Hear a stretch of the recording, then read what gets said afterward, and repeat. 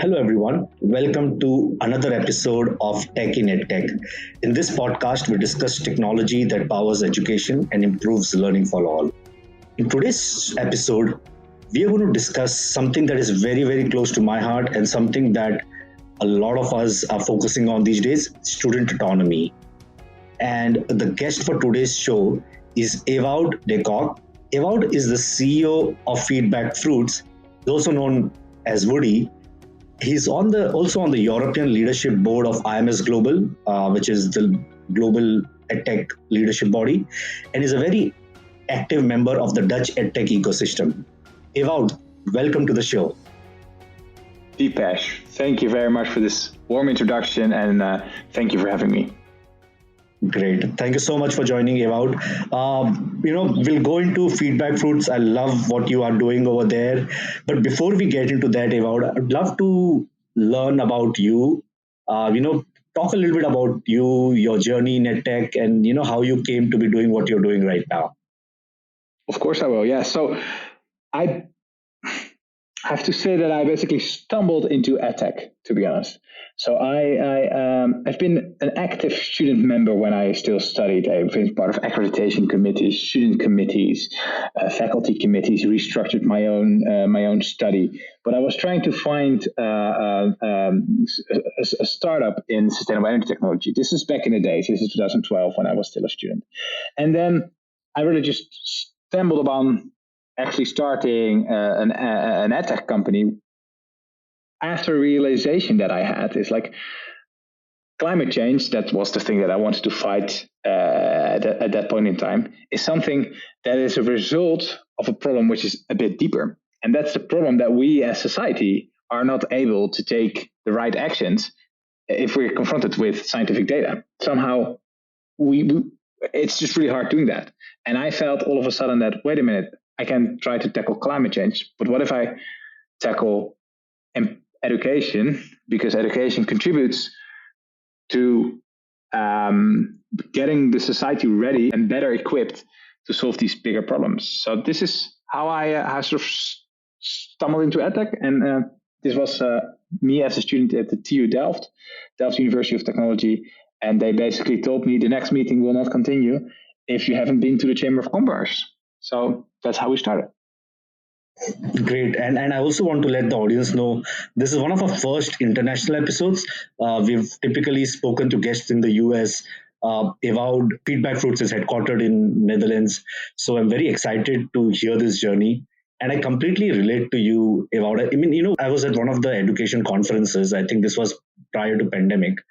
And one of the thoughts that stuck in my head was the speaker mentioned that, everything has changed in the last 50 years. But he showed two images, one from a classroom in 1950 and a classroom in 2017 at that point in time. It remained the same. And now, of course, pandemic has disrupted it all, but that image stayed so stark in my head. And it's great to see, how you also had the same inspiration when you started Feedback Fruits. Yes, sir.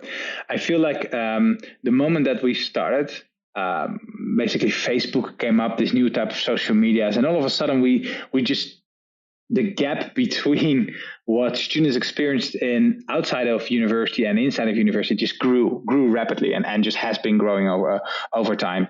And that gap has just become more and more painful over time. And I feel that is something that we really have to address, because if higher education does not address this, then they will be obsolete over a decade, maybe two, because universities used to have the privilege of being able to have a big, reputable name. But more and more society and companies are going to hire on skills over degrees, right? This is a threat to the traditional business model of public education. There's also more and more commercial companies and online alternatives arising, which is again a threat to the existing model. And then there's this third thing, which I think is often overlooked. Not sure if you've seen the episode on Netflix, The Social Dilemma, on basically how tech companies, the modern tech companies, social tech companies, social media companies are designed to attract attention. It's how education has been designed was in a period in where students had the only basically alternative next to studying was the bar. And now, because attention is so scarce resource, you just have that attention problem as well. So there are three big things that are threatening the existing model of higher education. And I feel that the answer to all of those three at once is doubling down on improving the learning experience of students. And this will help improving the skills of the students. This will help competing with alternatives, and this will help to maintain attention. And that is something that I think we realized relatively soon after at the beginning, that was something that we wanted to become really good at. On how do we improve that? How do we allow public universities or universities, higher education, teachers to easily, at scale, improve this learning experience for students? It has been a journey. I mean, our so-called product market fit wasn't head on right away. We made some iterations, but the reason why we've started never changed. No, that's fantastic. I fully relate to these. The third piece, especially Woody, on attention, is so important. It's become such a prized commodity. Yes. Your attention, my attention, everybody is banking on that. It's become such a prized asset that it becomes even more important for companies to safeguard that, like for us to safeguard that. And that's where the student autonomy comes in place. And we'll dive into the topic. But I want to understand. I went to the website. We'll see what Feedback Fruits does. But your journey has evolved over a period of time. Can you talk a little bit about what Feedback Fruit does right now? What is the problem that they're trying to solve, and how does student autonomy play a role, and how does your company play a role in improving student autonomy? Thank you. Yeah, so I will take you with that journey. So we wanted to improve the learning experience of students. Just didn't really had an idea yet how. So we started with an app for students to give feedback to their teachers, such that their teachers knew how to improve it. Well, that was a failure, but we did kept our name, which is Feedback Fruits, that originates from that first product. The second thing that we did, I was still a student back in those days, is I was attending a classroom, and all of a sudden the learning experience was completely different. It was a flipping the classroom model that was applied, and students just got excited about the subject. And I felt like, hey, wait a minute, what if we build technology to make it easy for teachers to support flipping the classroom? This was our we call it internally our 1.0 product. That really worked, but the problem is it only worked at 1 out of 1,000 courses, because 1 out of 1,000 professors was ready to actually completely reshape their learning experience at once. So this led us to understand that we have to be more evolutionary in our approach of trying to get this transition going for professors. So we call this internally meet them where they are. So what we do is we look at where is a professor in their pedagogical thinking and their learning design thinking. And then we try to allow them to take a sort of their first next step. And then what do we do? What we understood from that flipping the classroom model, if you change the pedagogy, the design itself, that's what will change the learning experience, and that's what will really improve learning. But it's really hard to do that at scale, right? The traditional model scales easily, right? You just add more chairs, and once the room is filled with 200 chairs, you just add a camera and you scale it up until thousands. Right. But these modern learning methods, they're really hard to scale for a teacher, and that's what technology solves. So what we now do, and this is our current proposition, is we have a fruit basket full of different fruits, and every fruit is a tool that plugs into the existing learning management system, with which a teacher can easily organize a more advanced pedagogical method that lead to much more student engagement. So that's what we do. That's what we're good at. And when it comes to student autonomy, basically, the core founding principle of Feedback Fruits was that education should contribute to these public values, this public debate, getting our society ready to solve these big challenges. And for that, you do more than just training skills in students. You have to create a growth mindset in students. And what we really understood quickly is that what is so important for learning is motivation. If you don't have motivation, it's really hard to learn. If you're motivated to learn, then it all of a sudden becomes easy. I sometimes make the comparison with work, right? If work is really nice to do, it doesn't feel like work. It feels like how you want to spend your time. Uh, that's the same with learning. If learning is if you're really motivated to learn, it doesn't feel like it's a tough thing to do.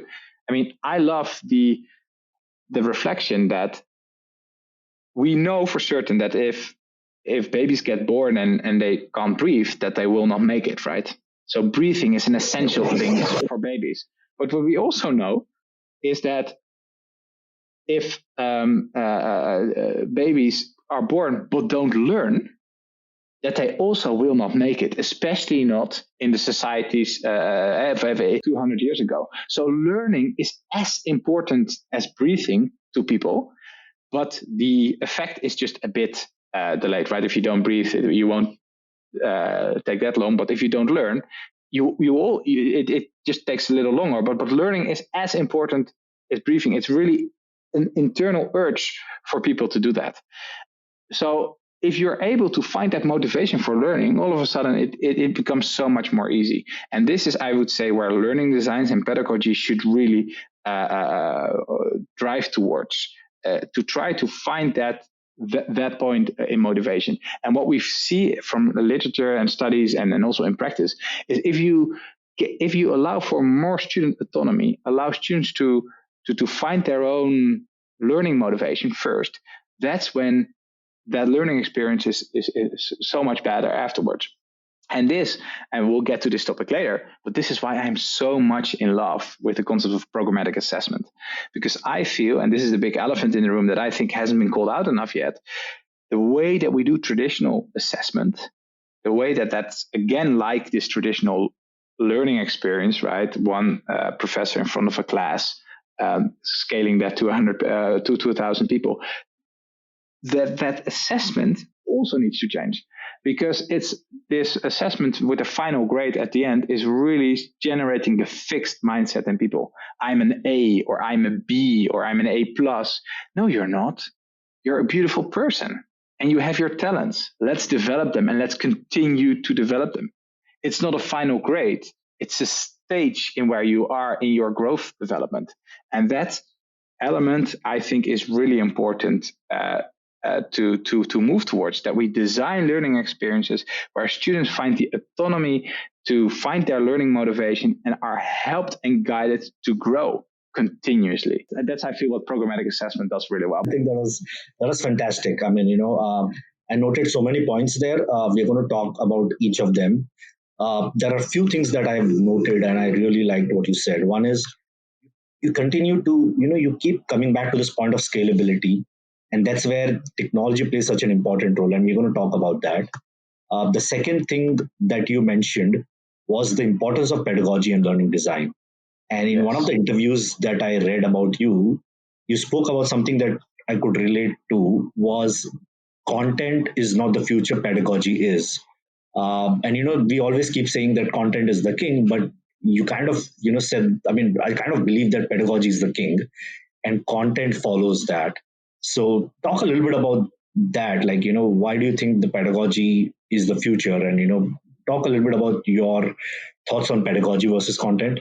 I sort of sometimes think about that moment in where Bill Gates meets with IBM, right? And IBM is completely convinced that's all about the hardware, and Bill Gates gets the opportunity to actually develop the software because he sees this differently, right? He even tries to convince IBM that it's about the software, but they just don't believe him, and he was right. I feel it's this type of situation now also in education, like. Traditionally, content has been the big thing that sort of opened up people to learning, right? My father, if he explains how he went to university, he had to sit in a lecture, write the lecture notes, and the professor wouldn't even give him a book because he was like, I explain you it in the lecture. You just have to come write it down and then that's it, right? I mean, the revolution that books brought in that sense has been enormous. So the importance of content has been there. But what we've seen over time is that content is become abundant. Content is everywhere, right? But content alone is not learning. It is a learning experience active learning, activating learning on the content, not just reading or viewing and answering a couple of questions, but being motivated to try to understand something, being guided into a journey with all types of different experiences and learning experiences. That is what will really make you something learn, right? It's that traditional way of saying, tell me something and I will understand. But I should have been able to say this now right away, but you get that point. It's let me Yes. experience Show something, and I will never forget. Yeah. Tell me something, show me something, something like that, right? Yep. I remember. Yes, and content is not an experience, or at least not an activating experience. Of course, watching a movie is an experience, but it's a low level form of experience. If you really want to have a rich experience, that is what pedagogy should be doing, and I feel that that's what real learning will come from. That's amazing, and I think it's a very good point that you brought. Even movies, right? It's not the content that we are astonished by. It's, I think, the design and the movie experience, so to speak. That is what hooks us. Like, that suspense Yes. or that drama. It's not just the plain content, right? That's why you prefer one video over the other. It's what experience, and to kind of stretch that further, what emotions does it bring in you? And I Yes. somehow feel that even learning brings emotions within you. That Yes. emotion could be of mastery, it could be of challenge, it could be of frustration at times. But yeah, sorry, you Yes. were saying something. No, exactly this, and I love this, Deepesh, because I don't meet a lot of people that really understand this. I sometimes feel that I'm alone in the desert, but this is it. Exactly, this is it. We even know from cognitive science that if there's emotion attached to your learning experience, you learn things better. And that emotional element, that experience element, is so important and so much overlooked still. I think in how we design learning experiences. Great. No, that is very helpful. I'll touch upon two things here. And the podcast is tech in EdTech. So we talk about technology. So, how do you use technology to deliver all that you just said? Like, and I Yeah. want to, and Okay. in that, I want to understand a little bit more about programmatic assessment. I'm guessing, and I may be wrong, but I'm guessing that you use technology to deliver those assessments at scale.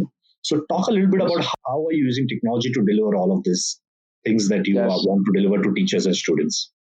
Yeah, I hear you. Well, this is an interesting question. So basically, when it comes to that scalability element, I'm from the Netherlands, and the Netherlands has a royal family, and the prince, before he became king, had three or more private teachers. Right. That's sort of the best learning experience that would be able to be given was given in this way. This, of course, is non-scalable. I mean, we're not able to give every student three private teachers. That doesn't work. So when I talk about scalable pedagogy, I talk about trying to find a method and a way in which we can improve the pedagogy, but we can still work with that reality that we have of a one of 20, 50, 100, sometimes even 200 students to teacher ratio, right? So that is where technology can really be the solution. And I feel that if you look at these modern pedagogical methods, then basically the requirements of, for example, just let me take a sample. I'm not sure if you're familiar with the method expert groups. Okay, so this is a pedagogy which we know already before EdTech was a thing. We knew already, hey, this pedagogy is just a method that works, that engages students and that brings that learning experience to a next level. But it never got adopted broadly because it's really hard to organize this without technology. It basically asks students to pick one out of the four topics to study that specific topic and try to become an expert. You're grouped in a group that has the same type of preparation from another topic, and then you're put together. And other groups are put together, and there's this bit of a challenge in where you need to do this scratch off cards, in where there's a multiple choice question asked with, okay, what's the difference between these four topics on X. That's the and then they need to, as a group, answer a question. So that's the moment when a discussion starts that will never end, that generates questions which are sometimes even hard to answer by the teachers just because they are so good. That's the level of engagement that you want to have in a class. And that's a method which we know works, but it's really hard to organize this as a teacher, even on a 1 to 20 scale. And that's what technology can solve. So I feel that technology should not be leading, it should be following pedagogical design that we know works, and just make it really easy for teachers to organize that pedagogical method at scale in their class without having to worry about, oh, a group member didn't show up, oh, someone didn't really prepare, oh, there's this group is already a bit further than the other, and doesn't have to carry about the learning, but just be really involved as an expert into these questions. And that's, I think, what technology can do. And that interface is the interface which I feel is so rich and still so unexplored. And to me, it's really funny somehow, because a lot of people talk about edtech, right? You have these reports about the edtech community and et cetera, et cetera. And I sometimes feel that we're talking about food delivery companies, but no one actually talks about a person on a bike or in a car delivering food, but about all the other things surrounding it. To me, this is how I feel edtech is being referred to. Like it's all about everything except for that core learning experience for students, which should not even be technology driven, but which should be pedagogically driven. And I feel that that's where the big opportunity is, and we're still really at the beginning of the internet. And just to make that comparison, I feel that is a comparison that really helps me understand where does Feedback Foods need to go to. Let's look at the first website, right? The first website and a couple of first iterations on the website was seen as a huge innovation at the time, right? Whoa, look at what all of a sudden is possible. Instead of me having to go to a supermarket 1.5 hours down the line to find out it's closed and to drive back, I can actually go to a website. It takes me only 15 minutes to find out whether the store is open, right? That experience was fantastic. But what has happened? The user experience for a website basically was we were able to measure quite well how users are experiencing that. We were able to quickly iterate new versions of the website to see how we can improve the experience. And that measuring just this data and combined with quick iterations allowed us to get to a website experience which is so intuitive that if we see that website, that first version website that was there 20 years ago, it is just a terrible experience because that experience has been continuously improved. And I feel that that's also what is going to happen with learning design. So we're what we now call innovative and people really love, I feel is something we will love in the sense like really enjoy. That's something that we will look at in 20 years time. Oh yeah, do you remember that we thought this was the future and we thought this was enjoyable? Like, look where we are now. So I feel we should use the same method for driving learning experiences forward as we did with user website experiences, and that is really measure and quickly iterate. And then if we combine that, that's how we will drive learning experiences forward. But if we understand it's not the technology that matters, but it's the pedagogy that matters, we measure what pedagogical methods work in what context, because they're often very context sensitive, and try to improve that and forget about technology. I often say we are not a tech company, we're a social company, because we are doing much more social engineering, right? That experience engineering than we actually do tech engineering. Yeah, so I guess that is a bit. But then specifically on programmatic assessment, it's basically a pedagogical method, right? So what is programmatic assessment?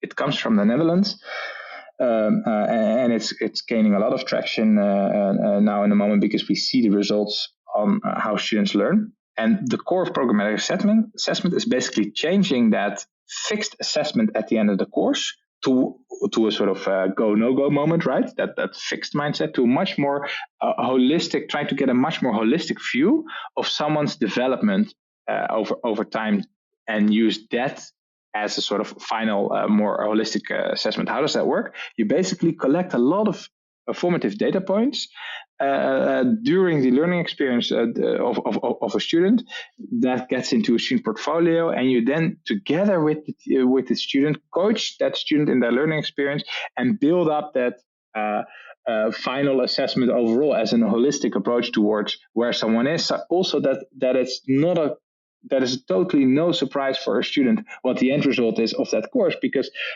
it has been basically just an assessment on how that learning experience went based on a lot of different data points. And that is something which is extremely hard to do without technology. And this is, again, you have a pedagogy that works where technology can allow it to actually be practical and for teachers to organize in class and also to scale.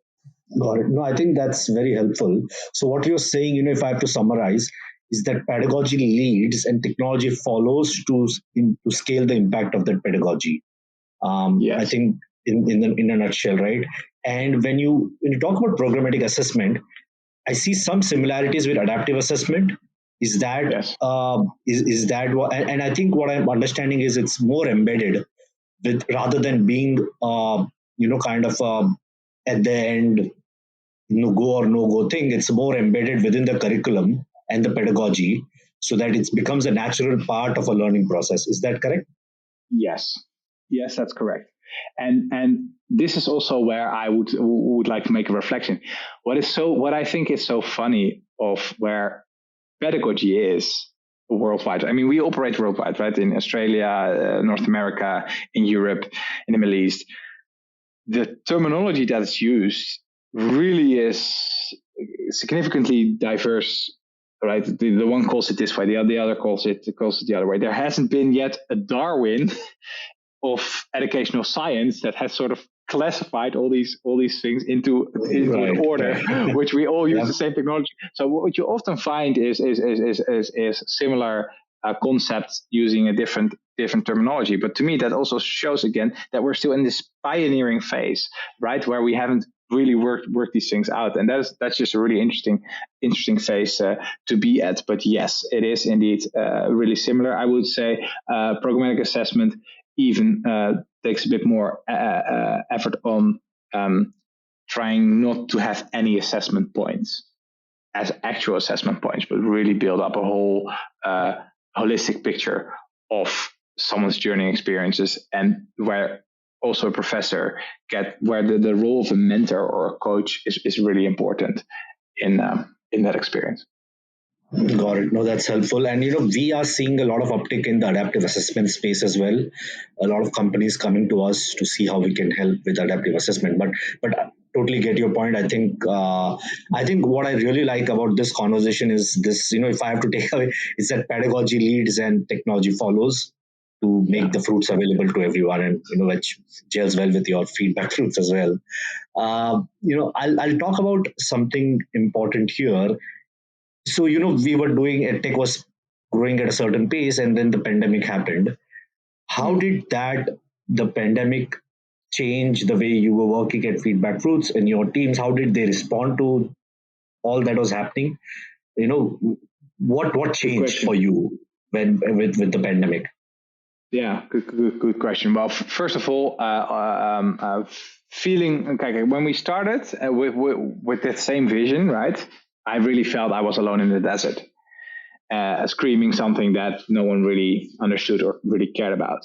And that was already changing over time, but the pandemic just really accelerated that change. All of a sudden, people realize, wait a minute, there is this. This is an important thing. We actually have to understand this better, and that, of course, made us as a company grow also very rapidly with it.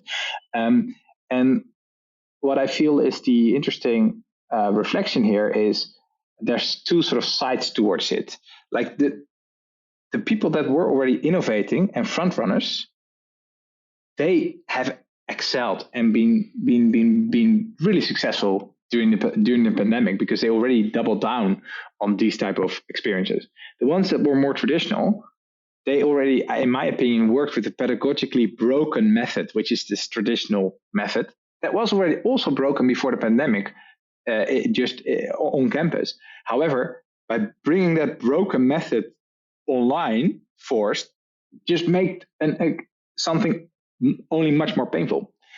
And that's, I guess, where this, of course, and these reflections are not necessarily new, but I think they are really important. It's that what we found out is the importance of that doing a traditional method online, that is not what we call online learning or even from blended learning. That's just presenting, right? The importance of looking at that experience also if it's online and what we can do to improve it, that is something that all of a sudden people really realize, yes, wait a minute, that is now indeed the thing that we should start focusing on. And that's fantastic, because we can't do this alone, right?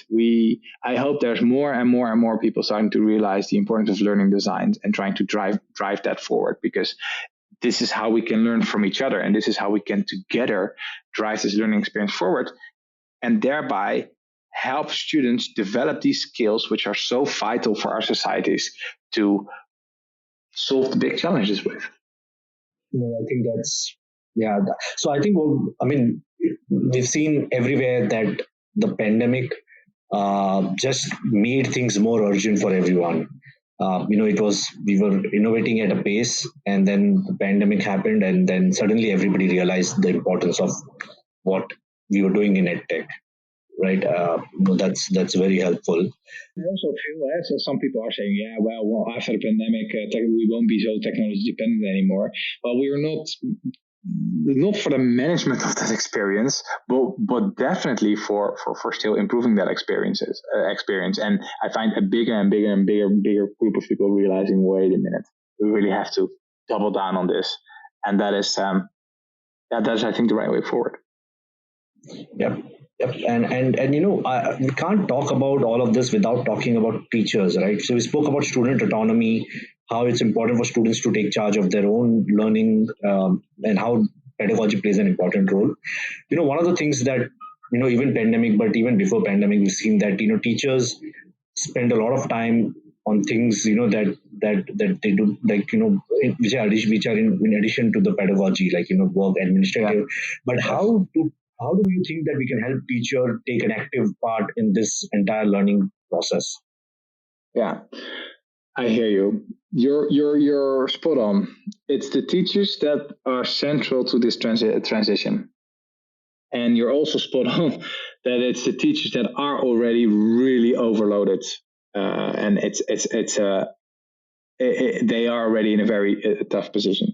So what we see is there's sort of mainly two types of teachers. There's this special breed, we call them the innovators, and they're sort of between brackets more of the normal teachers. So what we've done, we have created a method, we call this the do tank, with which we co-create new pieces of fruits, basically with these innovators that are already working with advanced pedagogies, right, or new type of pedagogies that we know work, to make their life easier, basically. But they are invested into helping to shape this new fruit such that it has the exact shape that works, and that is a way to move forward. But what we know is really important, the sort of more majority teachers, they are already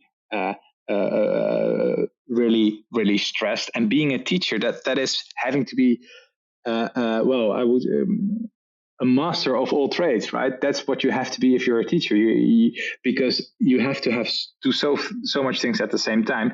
Also, having to think about completely restructuring their pedagogy is just often too much asked.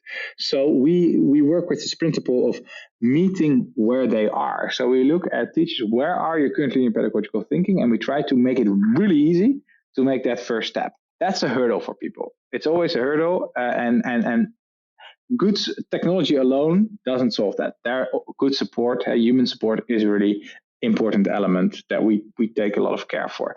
But the funny thing is, once such a teacher has made this first step, adopted one specific learning method in their course, and sees the effect on their students, sees this engagement increasing, then all of a sudden, teachers become intrinsically more and more motivated to continue walking on this path. And that is an exciting experience, because then also the demand on our support reduces, and they are sort of starting to explore themselves because they've seen the effect. Because in the end, teachers do this also.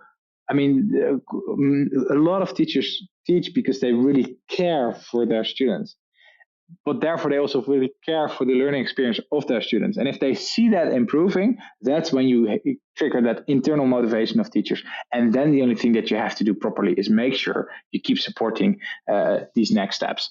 And that is, I feel, how we should drive the transition. But teachers are here completely very important to it. And for us also, if we look, for example, in North America, we have more and more institutions joining us. But for us, and a criteria to think about engaging with an institution is also really how many learning designers do you already have working in your institution, because it's not, technology is not a silver bullet. It is a catalyst into a pedagogical transition, so it helps speed up that transition. But there's more needed, and proper support for teachers is really important. And luckily, more and more institutions of higher education realize this, hire learning designers, and then are able to actually help teachers in this transition forward. And then combined with the right technology, that is how you can really get fantastic results. And if you look at the use cases that we published, I feel that has been a result of that dynamic. I love it. What I really like about that is the co-creation part. And I'll tell you where I'm coming from. A lot of products are, teachers today have so much, there are so many tools coming out every day that, eventually they go to teachers, and teachers are I think drowning in this sea of edtech products. So a lot of times, I see companies, they obviously go do pilots, which is a good way to go about it. But what I like about this so much is if you're involving teachers in the development process itself, your product adoption problem reduces to such an extent, because if they are co-creating it, they will create it for themselves, they'll adopt it easily. And as you mentioned, you will see not only the support going down, but also the product adoption going up, which is so important. So I really like how you're doing that co-creation. Here you hit into something, and I just like to use a small example to strengthen this message. When with our first CTO, when we were still very small, we together we interviewed teachers, worked with teachers. We concluded after dozens of interviews, how on earth are we ever going to build a product that satisfies everyone? Because everyone has their own context, their own things, like how will this work? And that took a while before we realized, wait a minute, we should allow for much more customization at scale, because teachers really have to make it their own, have to allow them to adapt it to their own sort of context. And so the design, we at that point decided to completely throw away all the code that we had at that point in time, and really from scratch in the architecture allowed for that sort of personalization at scale, because we understood that education needs this.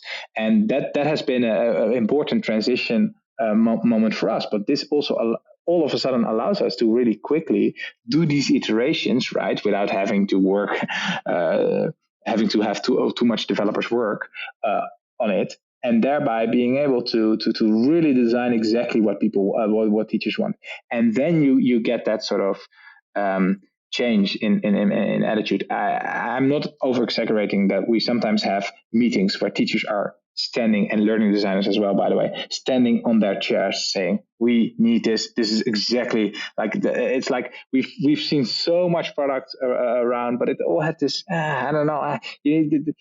And then all of a sudden, boom, they really felt like, yes, this is it. And the reason is not because we designed it. No, it's because teachers designed it, and we just supported these methods. Yes. And that is a key thing that we have to do, because we have to understand that yes, it's all these contexts are so important, and we really need to take into account. And it's in the end a teacher that is in charge of the learning experience of students. No, I think that's a master stroke. To be very honest, it's phenomenal that. So I think they feel they're part of this process, and the adoption becomes such a one of the things that we continuously talk about. Even at a company where we talk to companies, is the most important metrics for product companies is the adoption, right? how many features are people using it, because everything else will follow that. Your revenue, your profitability, your word of mouth, everything will follow adoption. And you're kind of, I think I really like what you're doing at Feedback Food. Yeah, but So thank you so much. Sorry. Sorry, Deepesh. Just my last thing to give to the community, this reflection. Thank you for calling it a master. I don't really look at it like that. Like we are not here to make Feedback Foods big. We are here to improve the learning experience of students in higher education worldwide. That is our goal. That's what we've set out to. That's always what we will be doing. And in the process, yes, Feedback Foods becomes big. So for me, adoption is not the key metric. For me, the key metric is that improvement of the learning experiences of students. And sometimes we advise teachers not to adopt certain tools just because they're not pedagogically ready for it yet. Yes, I sometimes get into a fight with the CIO over, but the learning management system got adopted after half a year by 95% of the people. I'm saying, listen, that's a technology-focused way of looking at what we do. You should understand what we're doing. We're driving a pedagogical innovation. So sometimes it's okay to not go this fast because the end goal is this learning experience. And this is what I feel a lot of companies can still learn is your end goal is more than your own success, and have that as an end goal, because then your success will follow. And that is a sort of mindset that I feel a lot of edtech companies can still really learn from. Absolutely. I think I completely agree with that. I mean, we've recently changed our positioning, and or we've always been doing that, but our focus, as you mentioned, is for us, it's digital learning for everyone. And you're so right. Like, if we are able to solve for that, everything else will follow. Like, how do we make digital learning available for everyone? And so I really appreciate those thoughts. Thank you so much. This has been a great session. I really appreciate all your thoughts. I really like the passion that you have for learning design and pedagogy. It's very infectious, I can say. Before we go, do you have any parting thoughts or advice to other companies in that tech space, or to your customers or peers? What do you want to say something? Yes. There's just one thing that I want to say. We are all on a journey, all of us. Let's get that mindset in.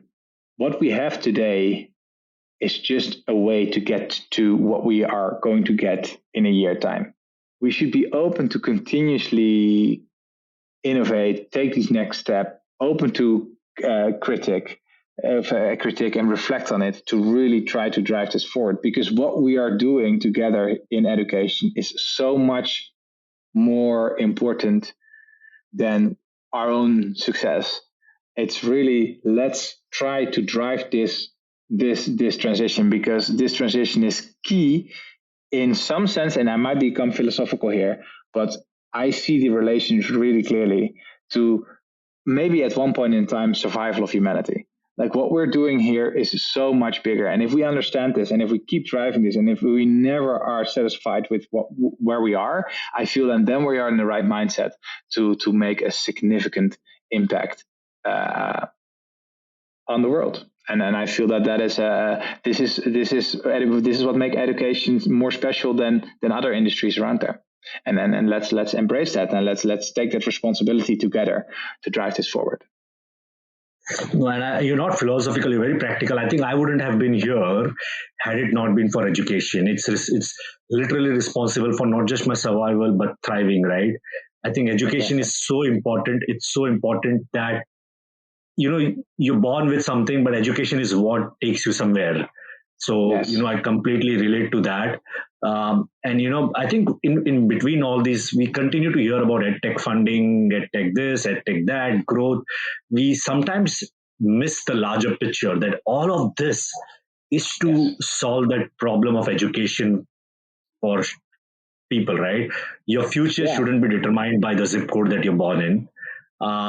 And education makes that change possible. And I think we sometimes lose sight of that amidst all this frenzy of funding, unicorn growth, and all of that. I think yes, and founders get sort of sucked into this. I mean, we remain bootstrapped because we really clear saw that a lot of this funding in their key value is not aligned with what we wanted to what we wanted to achieve in the world. And I feel that hopefully also there we will see a change. And I also, I mean, I don't blame founders, especially not in higher education, sorry, that they take on investment, because it's really hard as a founder to actually become successful in this industry, because it's so extremely hard to even penetrate with a successful product to even be able to sell it. So I understand sort of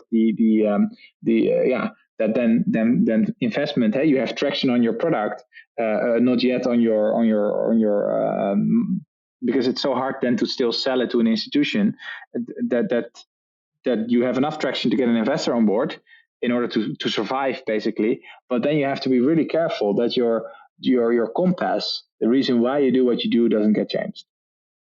Yes, absolutely, and I think that purpose is so important, especially when you are in education.